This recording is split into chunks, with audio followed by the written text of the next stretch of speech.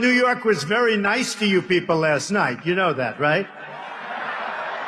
Did they hand you that game? They handed it.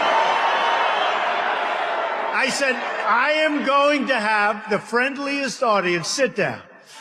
I am going to have the friendliest audience afterwards. So I wasn't sure, was I happy or was I sad? But Jerry Jones is a great guy, and he deserves everything he gets, frankly. And you know, another great guy is Mark Cuban. Whoa. And I think, you know, he's been talking a little bit about maybe someday doing this himself. And I think he'd do very well. We may not have the exact same feelings about where we're going, but that's okay. But Mark was great. He actually called me, like literally a few days ago, and said, you know, if you want to use the arena, which is, by the way, a beautiful arena. This is a great arena. And Dirk, I love him. He's one of my favorite players. One of my favorites. And the Mavericks have been fantastic, and, you know, just a great team. But he said, if you want to use the arena, I said, Mark, when? How about Monday night? It's like, that was like in 4 days. And you had a big holiday in between. And he said, I think, you know, they really like you in Dallas. They really like you in Texas. Maybe you can get a lot of people. Because we were coming here and we thought maybe we'd get 1,000, but we never get 1,000 anymore. It's always like the same thing. You know, we went to Alabama. We started off with a 500-person ballroom. And after about 2 minutes, look at all these guys, paparazzi. Ay, ay, ay. Look at this. We got everybody here. We started off, by the way, with a 500-person ballroom, and after about 2 minutes, the hotel called up begging for mercy. We can't do it. They were inundated. So we went to the convention center, and that was 10,000, and that was wiped out in about an hour. So we went to a stadium. We had 31,000 people, which is by far the largest. They say like ever for an early primary. It's probably true.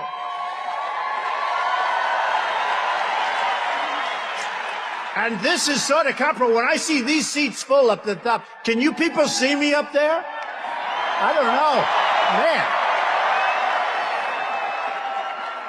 I said to him, don't fill up the upper rings. It's not fair. But they're filled. You are great. Thank you all. I appreciate it. So I want to thank Mark, and I want to thank, where is Pastor Jeffress? He's around here someplace. What a good guy. Where is he? Well, come here.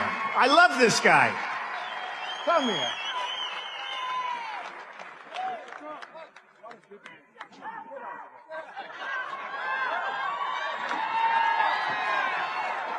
I shouldn't say this. I should not say this, Pastor, because, you know, I need all the help I can get.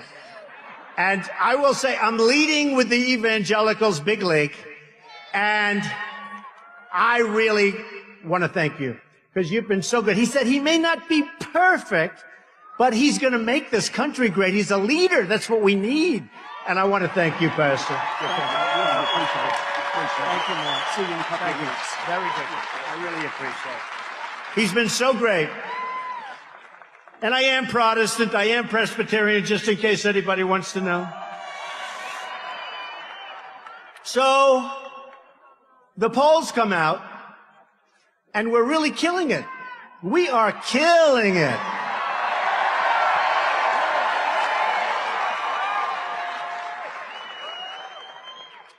They mentioned a little while ago, Scotty, about the silent majority. It's back, and it's not silent. I think we should call it, maybe we should call it the noisy, the aggressive, the wanting to win majority. That's what it is. We want to win. We're tired of being pushed around by incompetent people. We're just tired of what's happening. We're sick and tired of what's happening. And it's going to change. It's going to change. But before I get to that, because that's unpleasant, but it's going to be pleasant, because I finished a speech last week, and I have to say, we're going to have so many victories. that at some point they're just going to be coming out of your ears. Oh, I have to be careful what I say about coming out of somebody's ears. Have to be careful. Nose, ears, eyes, those are the only places I'm talking about. The only. But we're going to have so many victories, and they're going to be great victories. And we're going to have them all the time, because we have an amazing country. We have a country that is dying. They just want to have victory. We don't have wins anymore. We don't have it. So, the debate. I hear they're all going after me. Whatever. No, I hear it. Everybody, you know, all these geniuses, the talking heads, and some are great. Actually, some have come around. You know, at the beginning, 3-4 months ago, well, he's just doing this for fun. He's doing this for his brand. I need this, like, for my brand. Okay? But he's doing it for his brand. One person, a real loser, said, he's a clown. He's a clown. Now they're saying, oh, how do we stop this guy? No more clown. I haven't heard the word clown in a while. Tell you, they don't use that word anymore. They don't use it. There's a group of pundits out there. I don't think they're smart. I think they pretend they're smart. You know, they wear the heavy glasses, and they look, and they look. I'm not talking about Perry, who happens to be a nice guy. Really. He is a nice guy. But he came after me hard, didn't he? Yeah. You know, I had dinner with him a couple of years ago. I thought he was terrific, and then he came after me very hard. And you know, I gave him a really good, I said, it's sort of easy. When somebody drops out of a race, I'm going to say good about everybody. Everybody. But I like that man, and frankly, he tried. But I'm talking about the guys that sit around the tables, and they talk about us. They talk about me.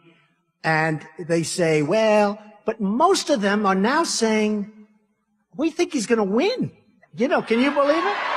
Now,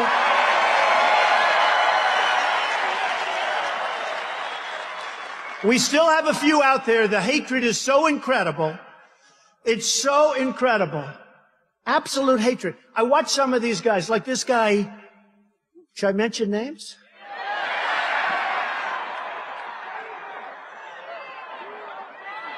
Okay, I will. The problem is, when I mention them, they can never, ever support me. That's the problem. And you know, look at all those live television feeds. It's always tough. Every time I speak, they put me on live television, so I have to make different speeches. These guys go around, they make the same speech hundreds and hundreds and hundreds of times. Nobody cares. It's true. It's true. It's true. You know, you got CNN Live, you got them all. And who need... No, they're 50% good. 50%. They've been pretty nice. But you know, who really, when you think about it, who has to do this? So I come out today. How many live feeds you have? Many. Look at all those cameras back there. Take a look, everybody. Now, if you like the media, give them a big hand. And if you don't, give them a big boo. I had a feeling.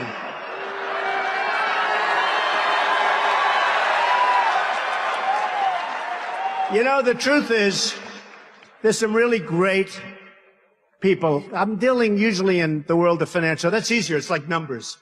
You're either good, you're not good. You know, it's sort of much easier. But I found the press to be much more honorable in the financial media. But the political media, and I found some great ones. There are some great ones. But should I mention some? No, I'm not going to do that either. Because then you're going to leave some out. But, okay. So, George Will is a disaster. The guy's a disaster. Honestly. Another one, Karl Rove. No, he's terrible. He's terrible. He's terrible. He still thinks that Mitt Romney won. He's still going around saying, I think we won. This guy raised, think of this, He ought to be in Wall Street. He raises money pretty well. He raised last cycle, the last presidential election. He raised $434 million and didn't win one race. Can you believe that?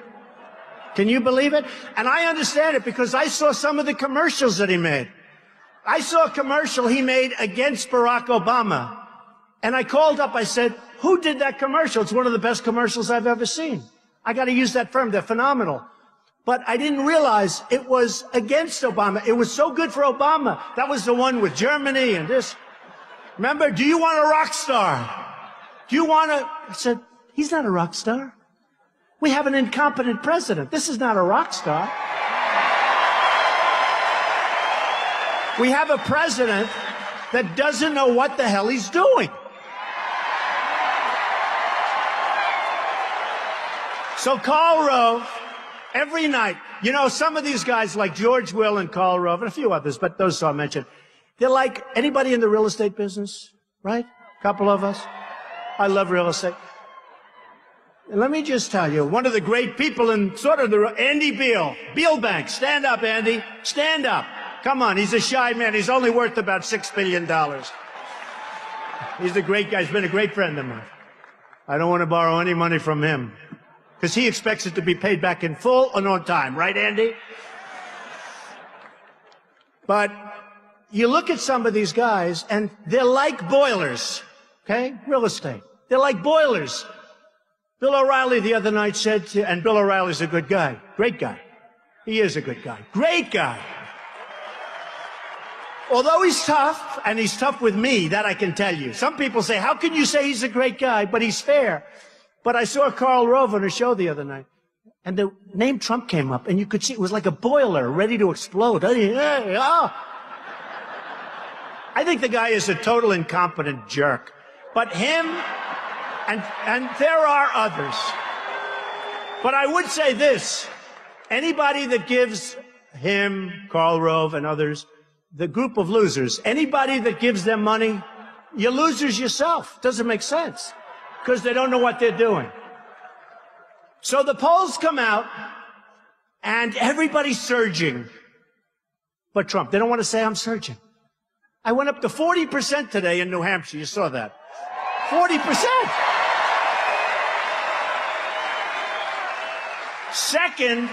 Second is, I think, 11 or 12, right? 11 or 12. And I won't mention names because he's actually a nice guy. I'll mention names. Why shouldn't I? Should I? Yes. Right? It's Ben Carson. He's a nice man. I think he's in second place at 11 or 12%. Now, I'm at 40, and it's actually 41, but they don't want to say that. They don't want to give me the little benefit of a couple of... You know, if I'm 40.9, they'll say I'm at 40. Do you understand that? So Ben Carson, good guy, I think he's 11 or 12, and they're saying, Carson, here's the headline, Carson surging. I said, what about me? Where's my name? I'm at 40. Where's my name? It's unbelievable. Do you know where my name is? They don't know where my name is either. By the way, can you see in the back? They have the best view. Can you see it's really my hair? Well, that's the other thing. I mean, I get killed on that. I had an article recently. It's true. They have the best view. They know.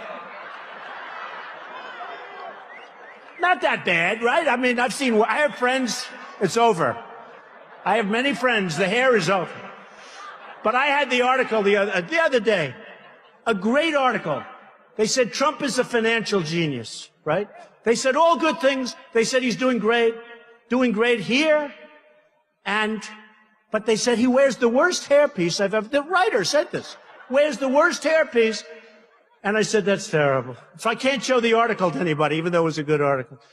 But in the polls, it's been so amazing. We started off, and everybody said, you remember this, I won't run. I won't run. And I said, why are they saying that? I'm telling you, I'm going to run. NBC came over, And as you know, and I like NBC, you know, for years we had The Apprentice, who was a tremendous success, one of the great successes on television. And the head of Comcast, I'll just tell you, his first name is Steve, and he's a phenomenal guy. Steve Burke, one of the great people, a great, great guy and a great manager. He came over with a group of people from NBC. Steve's one of the, you know, he's the head of Comcast. And they said, we're going to renew The Apprentice. And by the way, it's a lot of money. Did you see in my certified financial statement what I made with The Apprentice? When I give up The Apprentice, I mean, I made $213 million. Can you believe it? From a television show. And I had these announcers say, oh no, I think he only made $1 million. And guys like Joe Scarborough, who's a good guy, right? Yeah. He said, no, he's got a primetime show for years. I mean, it's got to be. Anyway, when they checked it, 200. So NBC renews The Apprentice, and I told them, don't do it, because I'm running for president. I'm going to make our country great again. Don't renew it. Now, you know, if I make $213 million over a, you know, run of 12 years or whatever, that's a lot of money. Even for me, it's a lot. That's a lot of money. That's pretty good, right? Considering it's not my main business. But I made this money, and the people come up and they say, oh, well, we're going to renew it anyway because he's not going to run. So NBC renewed The Apprentice. They announced that they renewed it. They said that Donald Trump will do another season, and I told them not to do it. Then I told them that I'm not doing it again. And they went in the upfronts arena, and they were so angry at me. They were so angry. But you know what? I give up a lot when I do this. I give up a lot. I miss all of these deals. I love my business. I love what I'm doing. Andy can tell you that. Tom Benenson can tell you that. I love Club Corporation of America, by the way, in case you have never heard of Tom Benenson. But I lose a lot.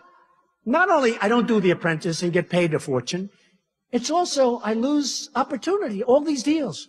I have a deal in China. I have deals all over the place that I could do. Boo, boo. But it's true. It's like picking up a check. It's like picking up a check. But I give up a lot. You know, when a politician, all talk, no action, politician runs, what do they give up? They give up nothing. They run. You know what? They run, they lose, they win, they don't care. All they want to do is be reelected or run again if they fail, right? With me, it's a whole big deal. It's a whole big deal.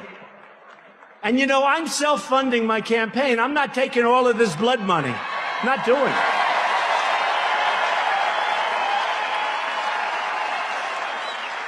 I'm not doing it. And I feel a little bit awkward and a little stupid. I have guys offering me millions and millions of dollars. You know, when you're in number one place, then the bloodsuckers come out. The lobbyists, the special interests, the donors. Don, we love you. You know, guys I haven't heard from in 10 years. Don, we love you. You know, 40% in New Hampshire, winning Iowa. We're killing in Iowa. Incredible people. New Hampshire, incredible people. South Carolina, incredible people, incredible numbers there too. We're winning in Florida. Think of it. You have Jeb Bush, governor of Florida. You have a sitting senator in Florida, Marco Rubio. And the poll comes out the other day, Trump is leading in Florida. Can you imagine? Big league. How about this? Have you ever heard of the great state of Texas?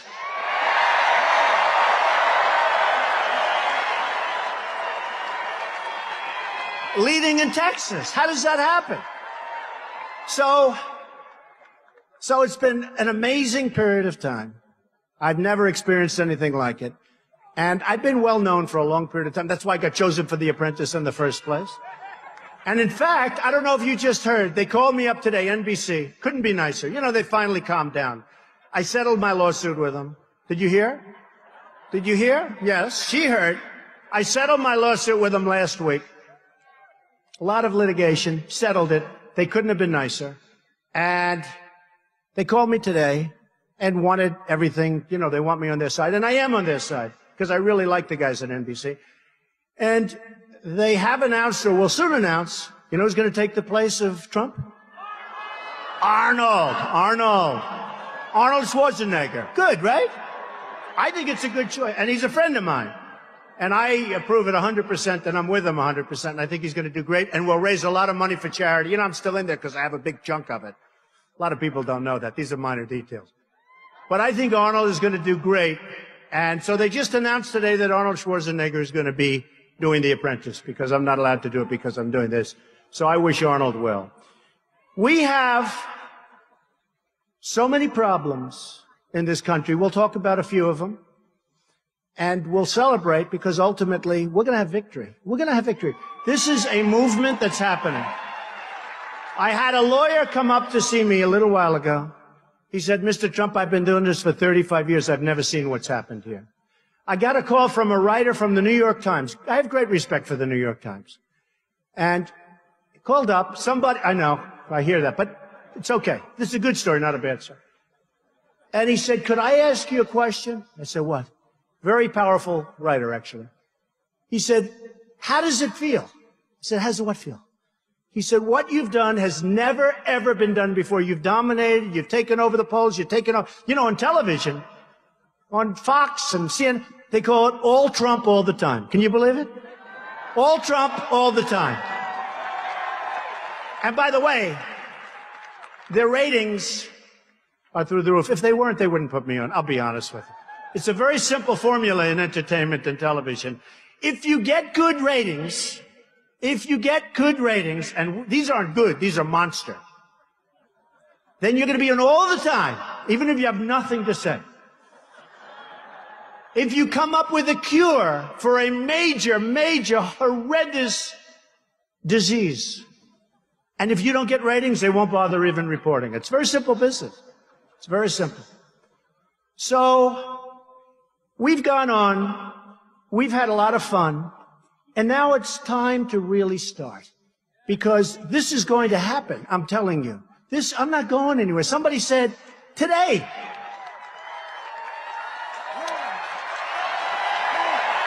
We're not going anywhere.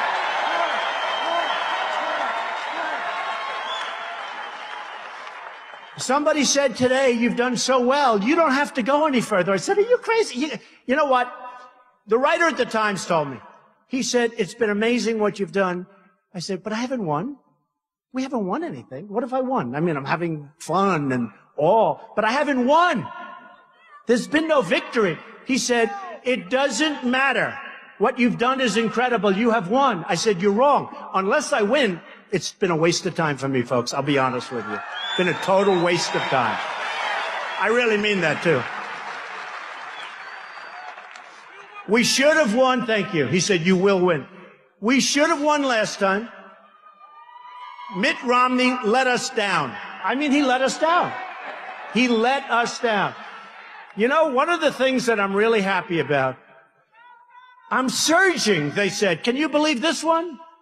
I'm surging with women. Can you believe it?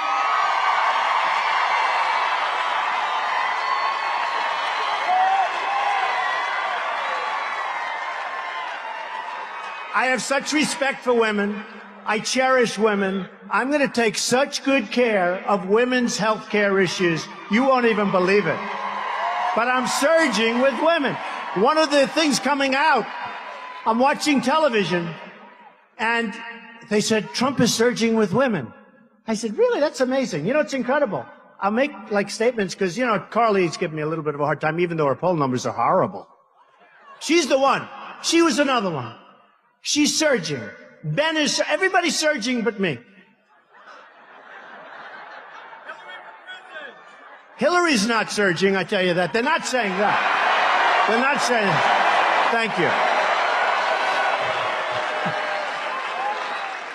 Hillary is not surging. Look, I like Carly, and I like Ben, and I like many of the people that I'm running against. I mean, many of these people are terrific people. But nobody's going to be able to do the job that I'm going to do. Nobody. They won't. They won't. Don't forget, I love these people back there.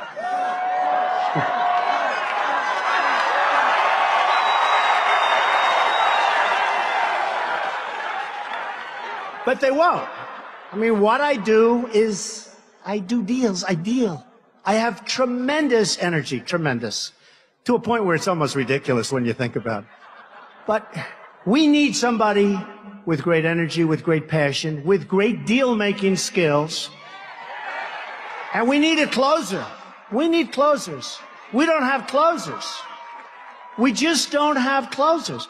And honestly, they're not deal people. I'll tell you, they're good at raising money for their PACs or whatever the hell they're not supposed to do that, but most of them are doing it anyway. It's illegal as hell, but I think they're doing it anyway. You ever notice you hear they have money in the PAC, but they don't have hard money, but the PAC is giving them. I say, what's going on over here? I'm not allowed. How come I can't talk to anybody? And again, I have to tell you this, and I want to have your opinion. So I'm self-funding, I told you. But if I took hundreds of millions, I tell you what, I could have $200 million so fast. If I took that, would you people object if I promised not to do anything from the people I took it from? No. I had a group in Iowa, actually, they were much more vocal about this one issue. And they stood up, no, the place, I mean, I realize how important it is. Putting your own money in, because, you know, I'm telling people that Jeb, nice guy, really a nice guy. Jeb, Hillary. Well, Jeb's more popular than one person I know. But all of them, I don't want to go through the names. They have money put up in PACs or hard money, whatever, wherever the money is. Believe me, I was the king. I was the king. You know, I was the white-haired, blonde-haired, let's say blonde. But I was the blonde-haired, I was perfect. I was the ultimate. I was the ultimate sort of insider. I put up money. They loved me. But then when I said I'm running, they all looked at me like, the RNC, Reince is a great guy, but it took them a little while because they looked at me like, you're not supposed to be doing that. You're supposed to be putting up money.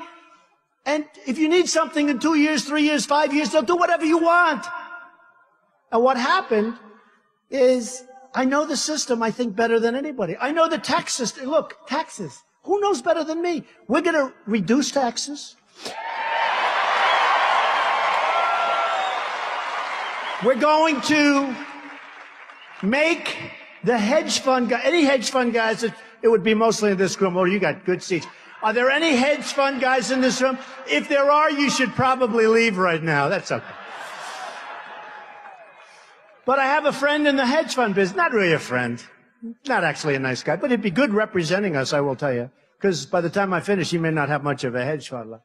But I said, what did you make last year? He said, about 250 million. Can you, this is serious. I said, oh, it's a lot of money. What did you pay in taxes? He goes, Don, practically nothing. That was a couple of years ago. I never forgot it. The other day he calls me up because he hears me talking about hedge fund guys are going to pay up. And he calls me up the other day. I was only kidding. You know, when I said that, I was sort of he doesn't know what to do. The truth is they'll do just fine. They're going to do just fine because we're going to make the country so successful. They'll do just fine. They'll end up doing better. They'll end up doing better. But we got to lower taxes for a lot of people. Corporations paying far too much, far too much. Middle income people are being decimated. They're being decimated. I mean, we have a group of 200 guys, but the middle income in this country is being decimated, and we're going to change it. We're going to change it. So I'll be announcing over the next 3 or so weeks, I'll be announcing, I think, a great tax plan. I know the tax code. I know everything about it, probably as well as anybody there is, right? And we're going to be doing something that's going to be really pro-growth, really reduction in taxes. We're going to get the $2.5 trillion that's in other countries. We're going to get it back. They can't.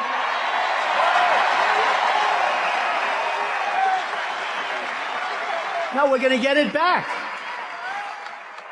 And You know, you have corporate inversion. Does anybody know what that means? You know, in the old days, people might leave New York for Texas, or they may go from New Jersey to Florida, or whatever. It's not that way anymore. Now they go from this country to other countries. And they go for two reasons: lower taxes, lower labor, but lower taxes. You have countries that want to charge them nothing. So they take these companies, and these guys, they make a fortune. They have no real loyalty, in many cases. They have no real loyalty to the United States. They want to show a good profit and loss statement. So they take and they go to another country, and all of a sudden their numbers look good. And they can't bring their money back in. And by the way, for 2.5, 3 years, I've seen every politician agrees that we should lower the tax on bringing money, because it's so onerous that nobody in this room would bring that money back. Everybody says it. For 2.5 years, the Democrats, the Republicans, the liberals, the conservatives, everybody, they can't make a deal. They can't make a deal. We have a government that's really messed up because we don't have a leader at the top. A right leader could get it done.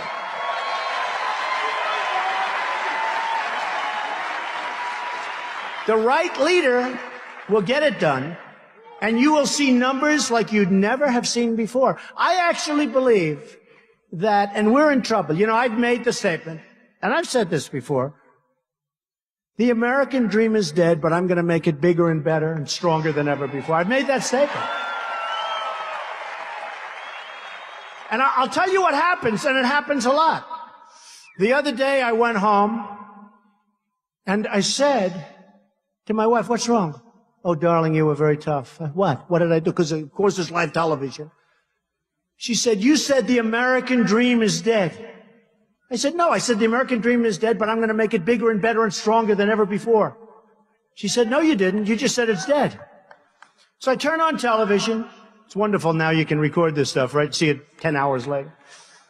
I turn on television, and it's me standing in this big crowd. "The American dream is dead." Cluck. I said, "Oh."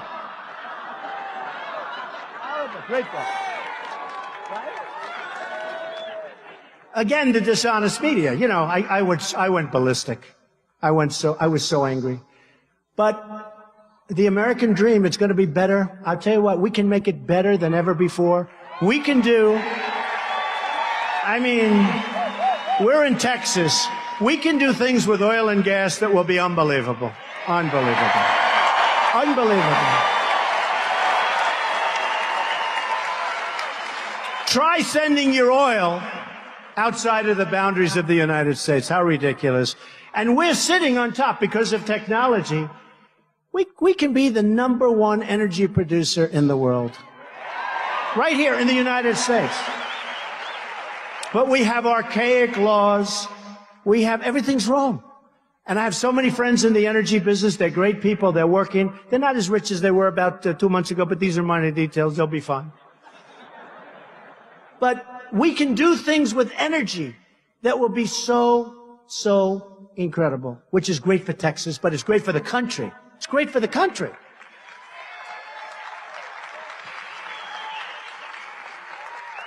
Now, China, Japan, true. You can't be upset with China or Japan or Mexico. Can't be upset with anyone. You know, when I announced for the presidency, it was very interesting what happened. I made a beautiful speech. I thought it was wonderful. Everything was fine. About a week and a half later, they attacked me. In other words, they went through, and then they lied. They made it up. And they talked about, I'm talking about illegal immigration. And I brought up a subject called illegal immigration. And I just saw backstage some of the families who were decimated. Their families were decimated. Their sons, their daughters killed by illegal immigrants. And it's a massive problem. We have to stop illegal immigration. We have to do it. We have to do it.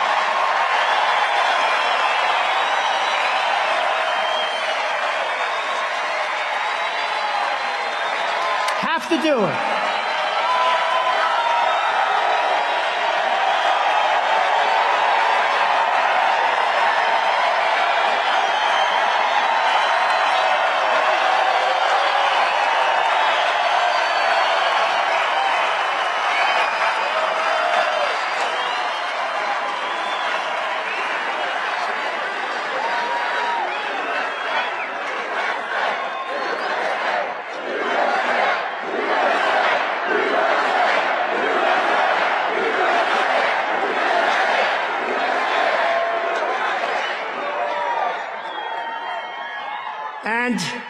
when I hear some of the people that I'm running against, including the Democrats, we have to build a wall, folks.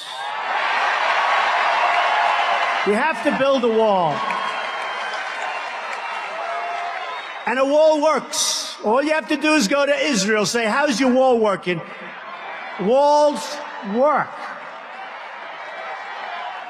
And I want people to come into the country, but I want them to be legal. I want them to go through the process. I want them to come in. I want to have a big, beautiful door. But they have to be legal. They have to be. And if they're not going to be, they can't come in. And I'll tell you what, the first thing we do, you know, people don't realize, you look at crime in Chicago, you look at crime in so many different places, and you see gangs. Many of these gang members are illegal immigrants. They're rough dudes. They will be out of here so frickin' fast.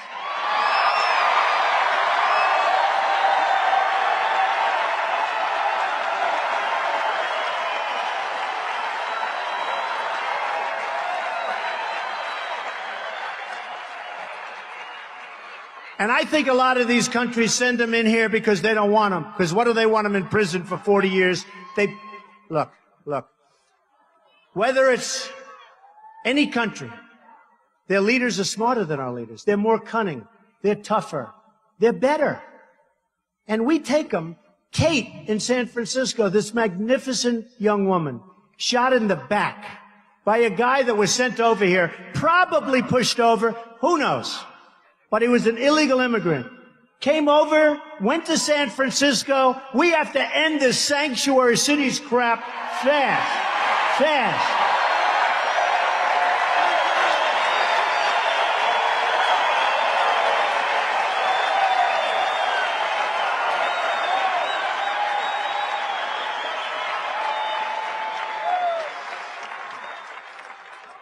So he admits he's guilty. Now he's got a lawyer. Oh, well, he didn't really know. He wasn't aiming there. It was a ricochet, blah, blah, blah. It's disgusting what's happening to our country. We are a dumping ground for the rest of the world. We are a dumping ground. And let me tell you something. The whole subject of anchor babies. Did you hear that character from one of the networks? Anchor baby is just really not a nice term. I said, what would you do? What would you say? And he gives me like a 12-word definition. I said, no, we'll have to use anchor baby. And I don't mean to be disrespectful, but when a man has a problem and he's got his wife or his girlfriend and they move her over to the border for one day, has the baby on the other side of the border, our side, now that baby is a citizen of our country for however long the baby lives, hopefully a long. It's wrong. It's wrong. And by the way, the law doesn't call that. That's not what the law says. And people are finding out now that I'm right. We didn't say that somebody could be pregnant for 9 months, come across the border, have a baby, and now it's ours and we have to take care of the baby forever. It doesn't say that. It does not say it. So we have to straighten out. We have to straighten out our act. We're going to have a great country. We're going to have a great border. We're going to have a border that's a real border. You people are suffering. I mean, you know, I'm in New York, but from New York too. They're all over the place. We want people to be in our country legally. Legally.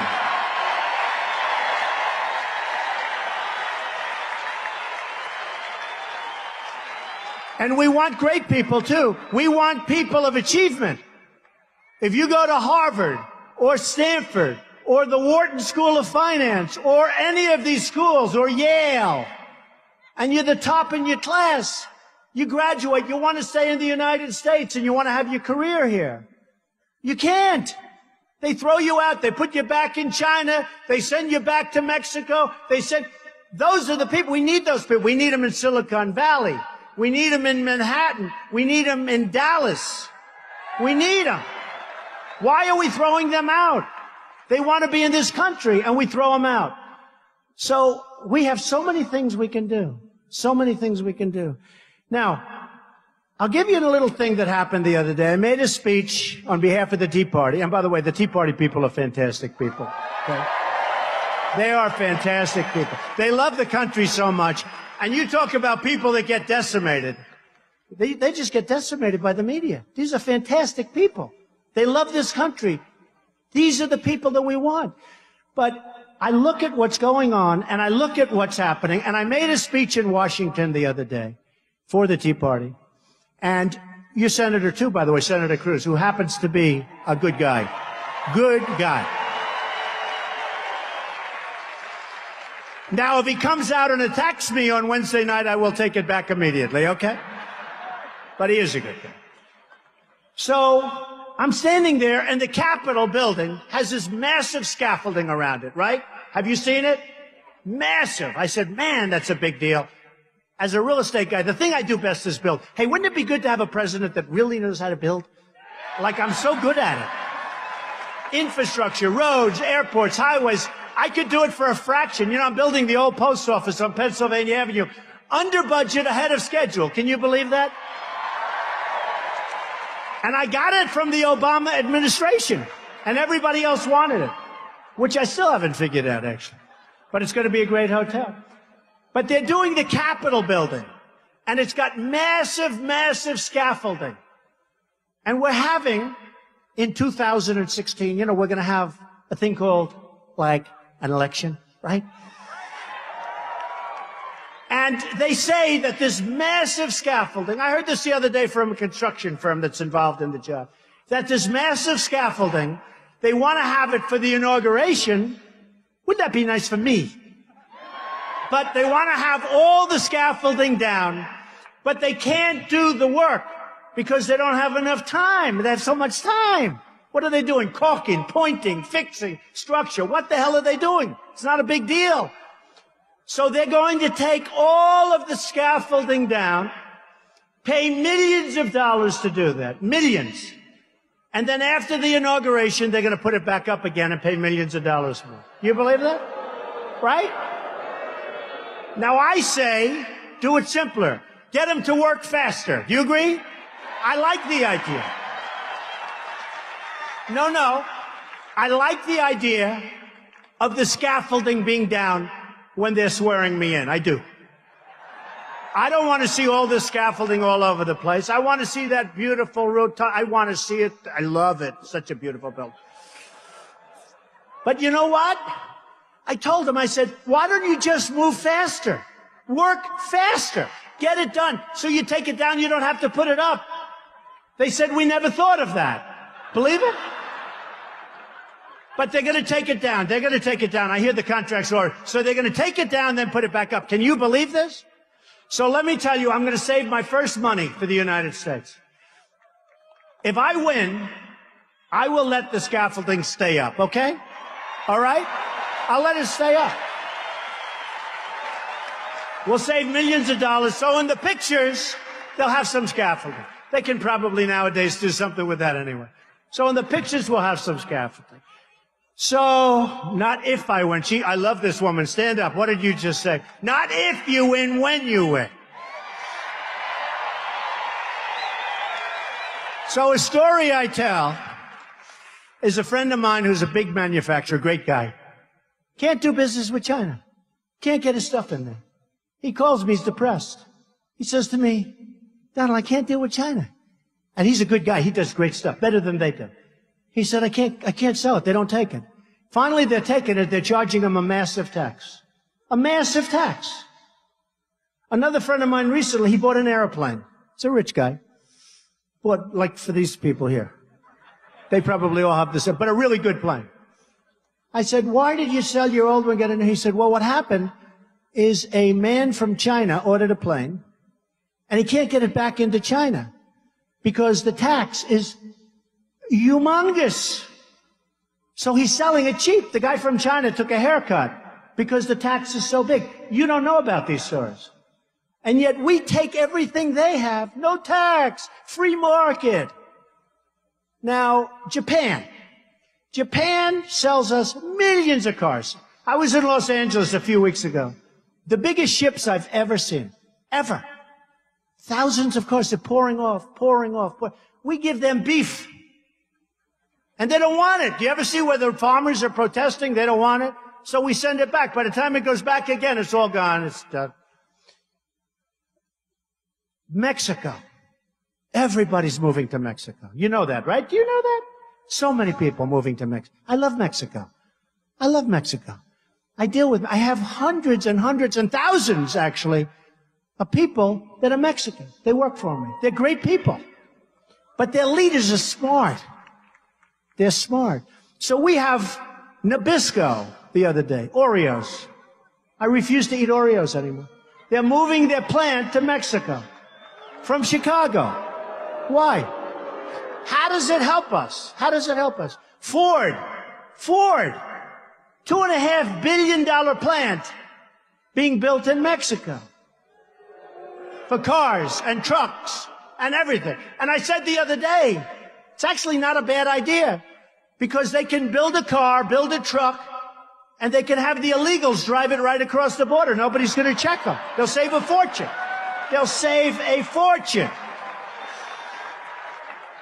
So I don't want them spending $2.5 billion. That's a hell of a plant.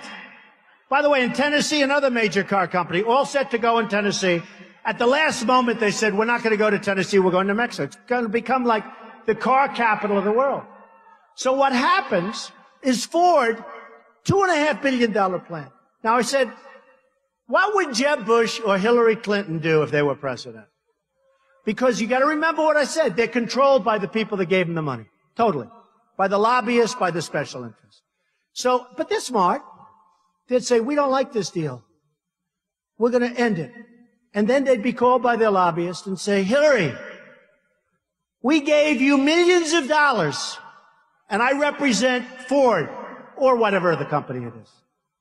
And we don't want you to do that. It's no good. We don't want you to do that.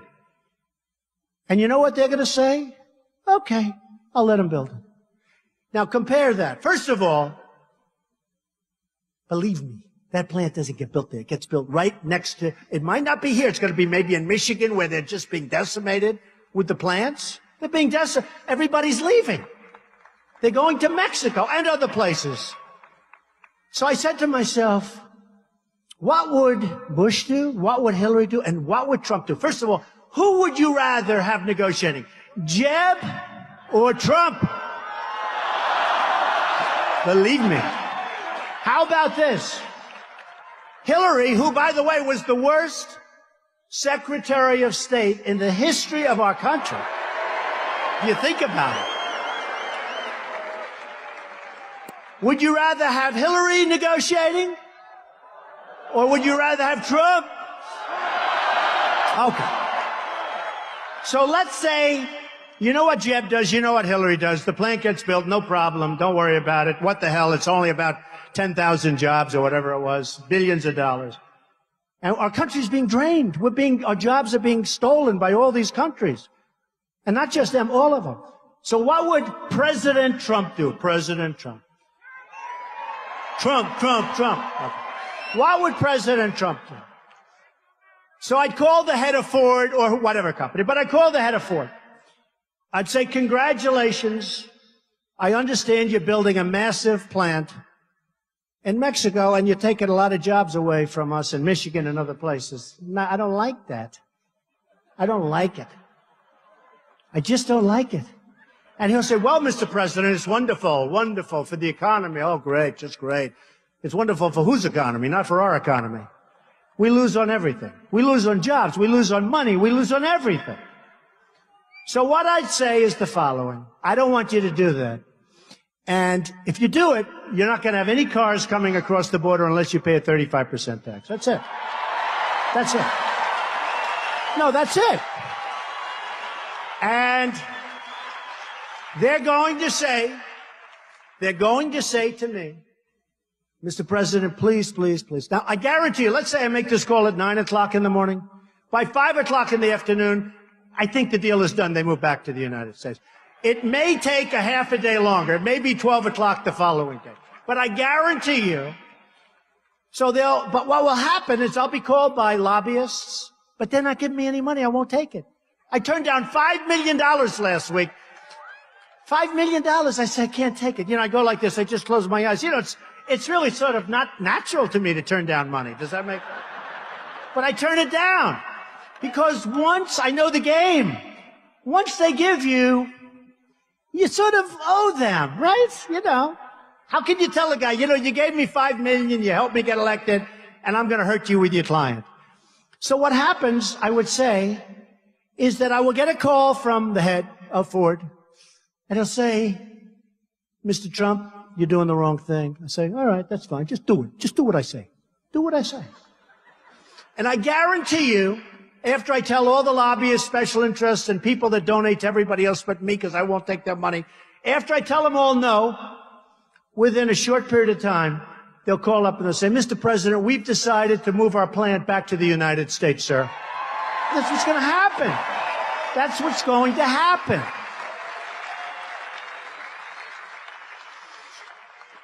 So just a couple of more points, and, you know, it's depressing. Isn't it depressing? You know, we're together, we love each other, but it's like depressing if you think about it, because it doesn't end. I could stand up here all night long. I could tell you stories. They're all depressing. But the good news is they can all be remedied. Every one of them. They can be remedied. So, Iran deal. Iran deal. They did not read that great book. Where's that book?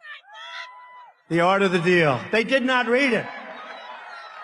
Secretary of State Kerry. He actually may go down as worse than Hillary Clinton because he made this deal. He may be the worst. He may top her because this deal is the all-time worst.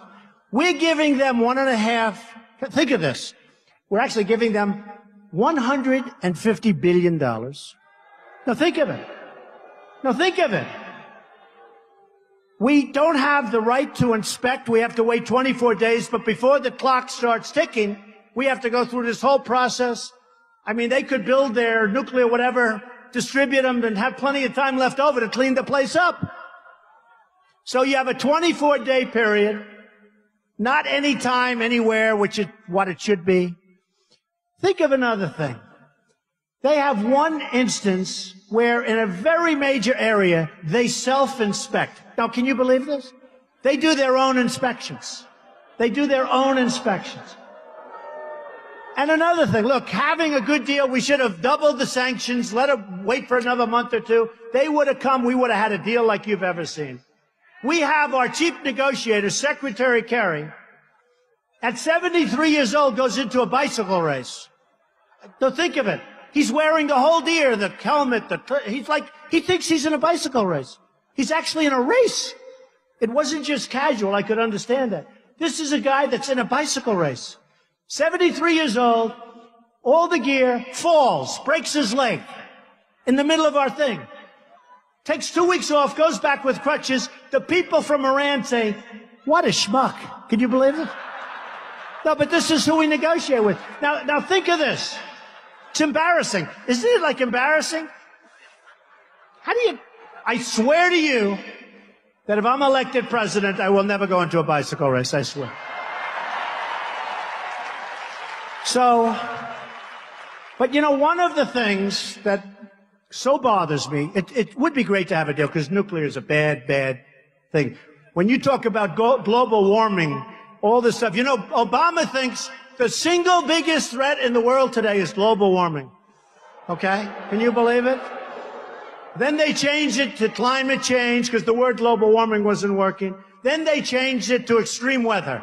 You can't get hurt with extreme weather. Do you agree? It's always going to be, there's a tornado, there's a little cold, there's a wind, it's always extreme.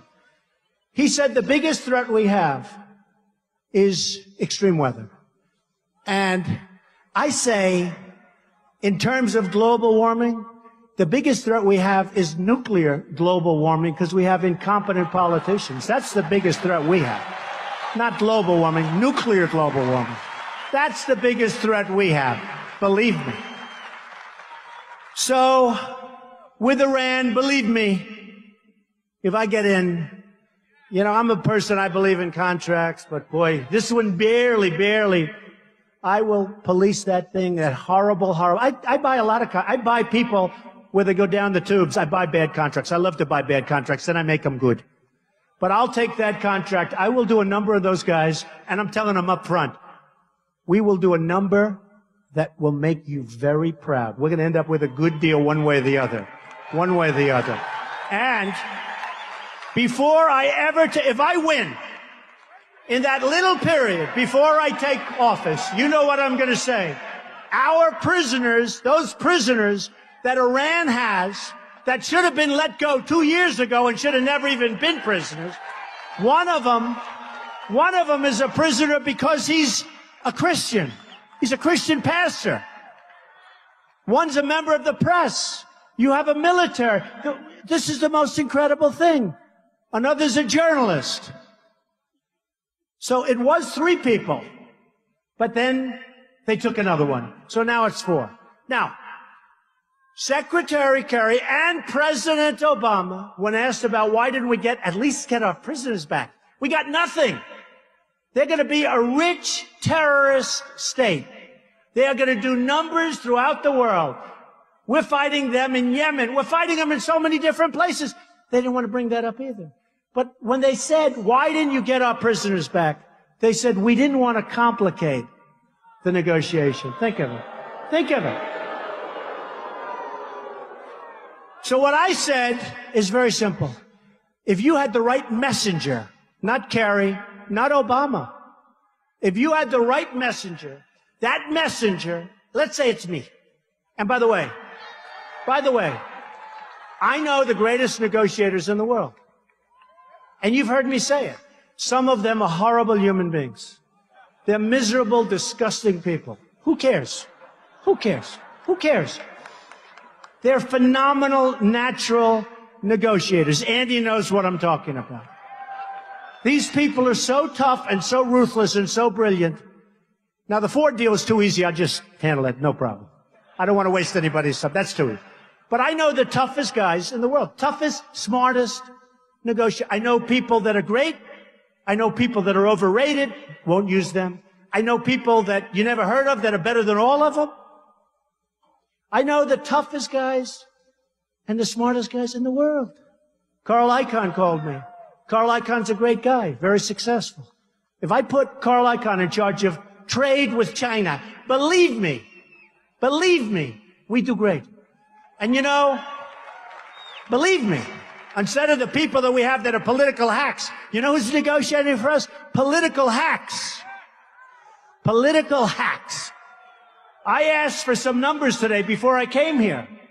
I said, what's the United States trade deficit with China, Japan, and Mexico? Now listen to these numbers. With China last year, we had a trade deficit of $343 billion. $343 billion! That's gone on for many years. You ever have a business that's no good? What do? You close it up, you start all over. You forget it.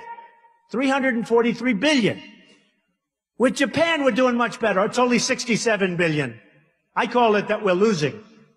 Okay? Trade deficit. $67 billion. They send us so much, we send them practically nothing. Now here's the beauty, Mexico. So Mexico, again, I love the people of Mexico. I respect the leaders. But they're too sharp. They're too good. So everyone said they won't build a wall. Because I said, I'm going to build a wall and Mexico's going to pay for it, right? Right? And all of these weak politicians, they're weak people. They're weak people. They won't pay for it. I watch it on television. The idiots like Karl Rove. He said Mexico's going to pay for the wall. George Will. Mexico won't pay. Okay, think of this. First of all, this is going to be a wall. This isn't one of those deals where they jump over it. They go to Home Depot, buy a ladder, jump over the wall. This is this is a Trump wall. This is a Trump wall. This is a real wall. You know, the Great Wall of China is 13,000 miles. It was built 2,000 years ago. It was actually built over a long period of time, but it started sort of 2,000. It's a long time. So 13,000 miles. What we're talking about is 2,000 miles, but less maybe 1,000, because you'll have a lot of territory where you don't need it. You have natural barricades. You have some walls that were built that are okay. Although I'd like to be nice in uniform. You know, if they ever put my name on, I want a gorgeous wall. You know? The Trump wall, oh, will that be a beautiful wall? That's why I have to make it beautiful. Because someday when I'm gone, they're going to name that wall after Trump, I think.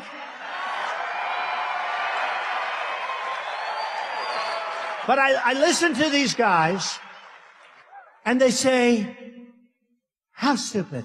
I listened to them today. Some politician's up. Trump will never be able to afford the wall. We can't afford it. It's too expensive. It's peanuts. It's peanuts. It's nothing. And Mexico's going to pay. Now, here's the Mexico number, right? Let's say the wall costs $4 billion. You know, they say $10 billion. That means $4 billion, if you know what you're doing. And the $4 billion will be much bigger, much better, much stronger than the $10 billion. Believe me. Oh, do I know how to build. Greatest. One of the greats. So let's say it costs $4 or $5 billion. Our trade deficit with Mexico is $53 billion. So $4 or $5 billion is peanuts. It's peanuts. Mexico is going to pay, and they'll be happy. They'll be happy. Now, look, if you have some dumb politician negotiating, I agree they won't pay. But when you have Trump negotiating for you on your behalf, they will pay. 100%. 100%. And they'll be so happy. You know, the world rips us off and they all hate us. China hates us. Russia hates us. Mexico hates us. Japan hates us. Everybody hates us, and they're all winning. I'll make it so we do well with these countries, and we'll actually have a better relationship. I have the biggest bank in the world from China in my buildings. They just renewed their lease. I said, really?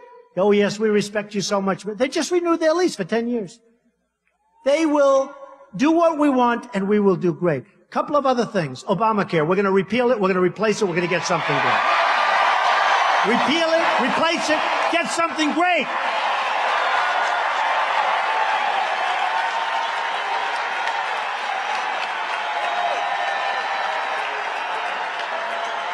We're going to repeal it. We're going to replace it. You know who benefits from Obamacare? Remember the $5 billion website? $5 billion, it didn't work, still doesn't work. But you know who benefits? Any insurance guys in this group here? Good, then I can. You know who benefits? The insurance guys. The insurance companies make a fortune with Obamacare. In the meantime, your premiums are going up by 30, 40, 50%.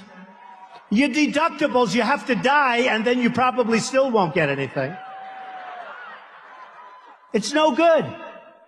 We will have a plan that will be so good. We're going to get rid of the borders, the phony boundaries. You know what they have?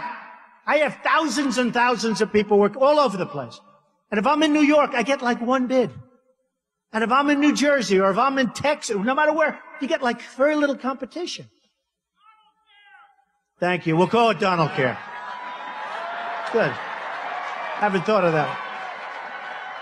Because the insurance companies would rather have a monopoly on New York or Texas or wherever they may be than be able to bid all over the United States. We will do something really good with healthcare where it'll be better for the people and cheaper for the United States. You know, the United States in 2016, Obamacare kicks in. Big league. Big league. And you talk about a deficit. We're going to have one of the great deficits of all time. And it's because of a lot of things. It's because of incompetence, but it's also because of Obamacare. One other thing, and I have to say this. Our military is going to be so strong and so powerful.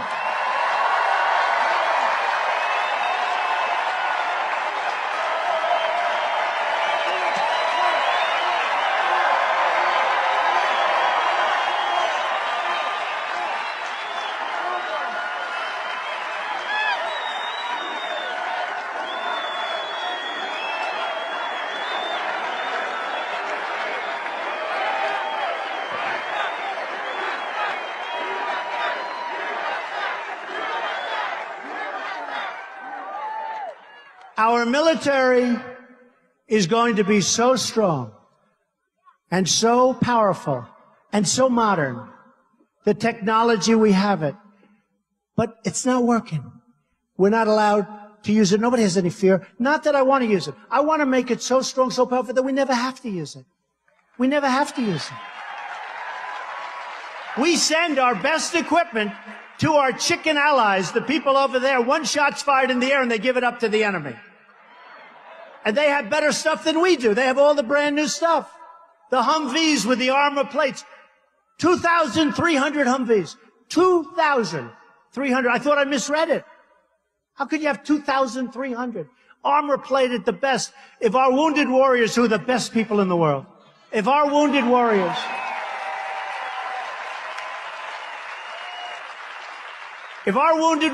were in those Humvees, they wouldn't have lost their arms and their legs and had such a tough life.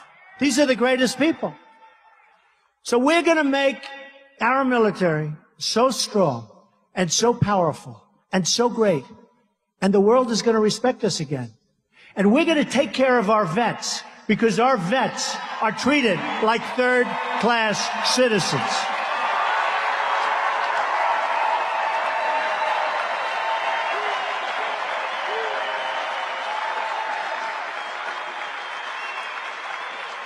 Our vets are our greatest people, and we're going to take care of our vets. So just in closing, I just want to thank all of the people in Dallas.